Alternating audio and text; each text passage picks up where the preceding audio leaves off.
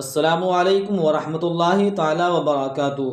دوستو، جیسا کہ آپ سبھی کو معلوم ہے کہ یہ مہینہ چل رہا ہے ماشاءاللہ رجب المرجب کا، تو عزیزان محترم اس مہینے میں الحمدللہ تمام نے ہی کنڈے کی فاتحہ اپنے اپنے گھروں پر لگوائی ہوں گی ضرور، کیونکہ جن کو اللہ کے نیک بندوں سے محبت ہوا کرتی ہے وہ ہمیشہ ان کی یاد کے لیے کچھ نہ کچھ کرتے رہتے ہیں۔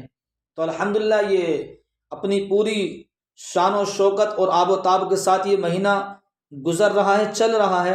تو عزیزان محترم، اس مہینے میں امام جعفر صادق رضی اللہ تعالیٰ عنہ اور حضرت امیر معاویہ رضی اللہ تعالیٰ عنہ کی جو نیاز دلائی جاتی ہے، اس آگے آنے والی ویڈیو میں امام جعفر صادق رضی اللہ تعالیٰ عنہ کے ہی تعلق سے جو ہے بیان کیا جا رہا ہے۔ تو ناظرین بنے رہیں اور اس کو مکمل طریقے سے سماعت کریں۔ اللہ حافظ، فی امان اللہ۔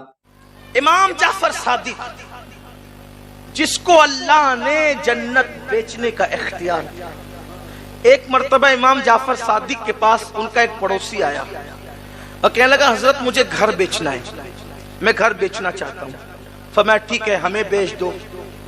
حضرت قیمت فرمایا کہ یہاں اگر تم یہ گھر مجھے بیچ دو گے تو اس کے بدلے میں تمہیں جنت میں گھر دوں گا۔ یہ مالک جنت کی اولاد کے لہجے ہیں، ہم تمہیں جنت میں گھر دے دیں گے۔ کہا حضرت لیکن اس دور کے لوگ بھی کتنے سچے سچے تھے، عقیدے کے اچھے تھے۔ انہوں نے کہا حضرت دستاویز تو تیار کرنی ہوگی نا، تو آپ ہمیں لکھ کے دے دیں، گھر آپ کا ہم لکھ کے دیتے، جنت ہماری آپ لکھ کے دیں۔ امام جعفر صادق نے لکھ دیا، ہم نے اس سے گھر لیا، اس کے بدلے میں جنت دی۔ اور حج کے ایام آئے، امام جعفر صادق چلے گئے حج کے لیے۔ کہاں گئے؟ حج کے لیے۔ خدا کا کرنا وہ حج کے لیے گئے، ادھر اس کی طبیعت خراب ہو گئی۔ جس نے جنت خریدا تھا مکان دے کر، اس نے وصیت کی میرا انتقال ہو جائے تو یہ چٹھی امام کے ہاتھ کی لکھی میرے کفن میں رکھ دینا، اس لیے کہ دستاویز ہے جنت کی، ساتھ میں لے جانا ہوگا دکھانے کے لیے، تو پھر جنت ملے گی اسی پر۔ اب ہوا انتقال، گھر والوں نے رکھ دیا کفن میں رکھ دیا۔ امام جعفر صادق حج کر کے واپس آئے۔ جب حج کر کے واپس آئے تو اس کے جو وارث تھے ان کی نیت خراب ہو گئی، وہ سب کے سب چلے آئے امام کے پاس، کہنے لگے واہ صاحب آپ نے تو ہمارا گھر لے لیا، ہمارے گھر پہ قبضہ کر لیا۔ امام نے فرمایا ہم نے قبضہ نہیں کیا، ہم نے خریدا ہے اصول کے مطابق۔ کہا کتنے میں خریدا؟ کہا پوچھو۔ کہا اس کا تو انتقال ہو گیا، ہم اس کے وارث ہیں۔ کہا دیکھو ہم نے اس کو جنت میں محل دیا تھا اور یہاں کا گھر خریدا تھا۔ تو کہا وہ دستاویز لکھ کر دی تھی۔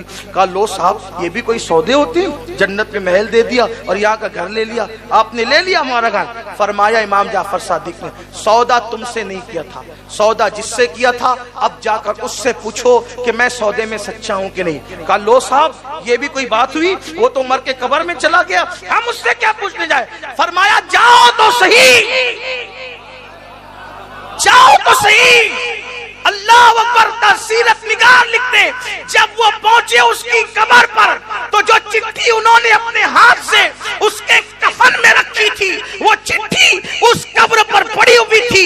ایک طرف امام جعفر صادق کی تحریر تھی اور دوسری طرف اس کی تحریر تھی کہ امام نے جو وعدہ کیا تھا اس وعدے کے مطابق مجھے جنت میں محل مل چکا ہے۔ یہ امام جعفر صادق ہے، اہل بیت کے چھٹے امام۔ اب ان کے پاس کوئی مسئلہ پوچھنے آیا، کہنے لگا کہ حضرت یہ بتائیں کہ تلوار میں جو چاندی کی موٹ لگائی جاتی ہے وہ جائز ہے کہ ناجائز؟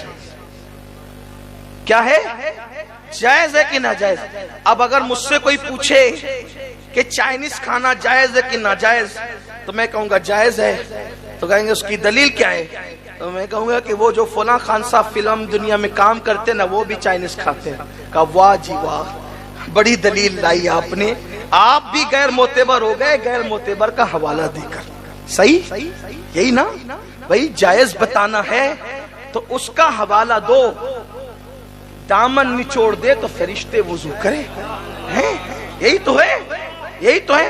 کہا کہ یہ ڈش کھانا جائز ہے کہ ناجائز؟ وہ فلاں خان صاحب کا حوالہ دیا ناچنے والے کا تو میں غیر معتبر ہو گیا، لیکن اگر میں نے یہ کہہ دیا کہ علامہ اختر رضا خان صاحب کو میں نے کرتے دیکھا ہے، یہاں بھی خان صاحب ہے نا، لیکن یہ کہہ دوں کہ علامہ اختر خان صاحب جنہیں ہم اور آپ محبت پیار سے تاج الشریعہ کہتے ہیں ان کو کرتے دیکھا ہے؟ کہا نہیں اب بات مکمل ہے. کیوں؟ کیونکہ جس کے کردار پر، جس کے ایمان پر، جس کے تقوی پر، جس کی پرہیزگاری پر اعتماد ہو وہی ذات حوالہ بنتی ہے، اور جس کے تقوی پہ پرہیزگاری پر اعتماد ہی نہ ہو، جو آدمی خود ڈاؤٹ فل ہو، وہ کیا حوالہ بنے گی؟ اس کا حوالہ دینے والا خود جو غیر معتبر ہو جائے گا. اب امام جعفر صادق، توجہ کر رہے ہیں آپ، امام جعفر صادق جو ہم حنفیوں کا حوالہ، جو شافعیوں کا حوالہ، جو مالکیوں کا حوالہ، جو حنبلیوں کا حوالہ، جو بہلول دانا جیسے مجذوب کا حوالہ، جعفر صادق سب کا حوالہ. بلکہ جو لوگ فقہ حنفی مالکی شافعی کو نہیں مانتے تو وہ لوگ بھی فقہ جعفری کو اپنا حوالہ مانتے ہیں. ہو گیا سب کے لیے حوالہ، دونوں فریقین کے لیے حوالہ. اب امام جعفر صادق سب کے لیے حوالہ، شیعہ سنی سب کا حوالے کا نام ہے جعفر صادق. وہی پر امام اعظم، وہی پر داتا علی حجوری، سب وہی جو سب کا حوالہ ہے امام جعفر صادق. ان کا حوالہ کون ہے؟ ان کا حوالہ کون ہے؟ وہ کس کو دلیل بناتے ہیں؟ وہ کس کو دلیل مانتے ہیں؟ آنے والا پوچھتا ہے چاندی کی مونچھ تلوار میں بنانا کیسا؟ فرماتے امام جعفر صادق جائز ہے. فرماتے جائز ہے. پوچھنے والے نے پوچھا دلیل؟ فرمایا ابو بکر صدیق نے اپنی تلوار میں چاندی کی مونچھ لگائی تھی تو چونکہ انہوں نے لگائی تھی اس لیے جائز ہے. پتا چلا جعفر صادق کا مسلک یہ ہے. کام کیا ہوا اس کا مجھے کوئی خبر نہیں. ابو بکر غلط نہیں کر سکتے. اگر چاندی کی مونچھ تلوار میں لگا لی تو ابو بکر کی بات دلیل بن گئی. اب جتنے کام ابو بکر نے کیے ہیں ابو بکر کے کام نہیں دیکھتے، چونکہ وہ ذات غلط کر نہیں سکتی اس لیے انہوں نے لگایا تو لگانا جائز ہے. تو آنے والے کی نیت میں کچھ ڈاما ڈول تھا. اس نے کہا آپ بھی ان کو صدیق کہتے ہیں؟ آپ بھی ان کو صدیق کہتے ہیں؟ اب امام جعفر صادق بیٹھے تھے، کھڑے ہو گئے اور پھر کہتے ہیں ہوا صدیق صدیق صدیق صدیق صدیق صدیق. جب تک ان کی سانس نہیں ٹوٹ گئی وہ ابو بکر کو صدیق صدیق صدیق کہتے ہیں. وہ صدیق ہے، صدیق ہے، صدیق. اور مولا کائنات تو کہتے ہیں کہ آسمانوں سے خدا نے جو ابو بکر کا نام نازل کیا ہے وہ صدیق ہی ہے.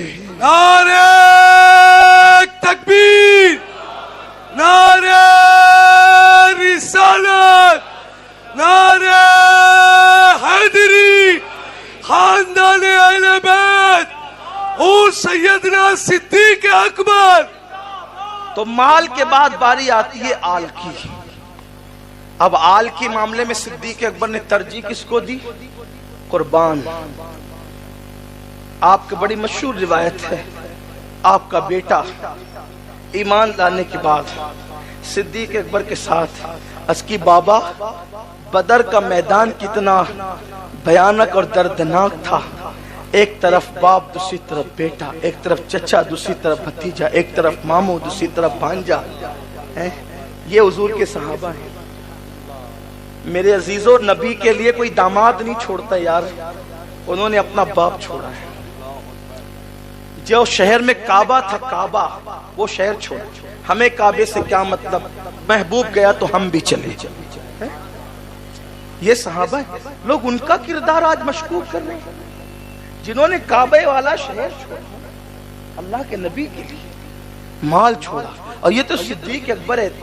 امام تبری لکھتے ہیں کہ ایک بار صدیق اکبر یوں آستین چڑھا کے تھر تھر کانپتے ہوئے بارگاہ مصطفیٰ کریم میں حاضر ہوئے. سرکار نے کہا یہ تیری حالت کیا ہے ابو بکر؟ عرض کی حضور وہ ابو قحافہ ہے نا، ابو قحافہ میرا باپ، آج اس نے آپ کے خلاف کوئی جملہ کہہ دیا، اب اس کو میں نے ایک مکہ مارا ہے، وہ گر کے بے ہوش پڑا ہوا ہے، آیا اس لیے ہوں اجازت دیں اس کو قتل کر دوں. یا اس کو قتل کر دوں اس کی اجازت دیں، یا پھر دعا کرے کہ وہ ایمان لے آ کر وہ بھی عاشق رسول بن جائے۔ رحمت للعالمین کے ہاتھ اٹھ گئے، کہنے لگے اللہ اسے ایمان کی دولت دے۔ پھر صدیق اکبر کا مقدر یہ ہو گیا کہ ان کے ابا بھی صحابی، ابو بکر صدیق خود بھی صحابی، ان کے بیٹے بھی صحابی، ان کے پوتے بھی صحابی۔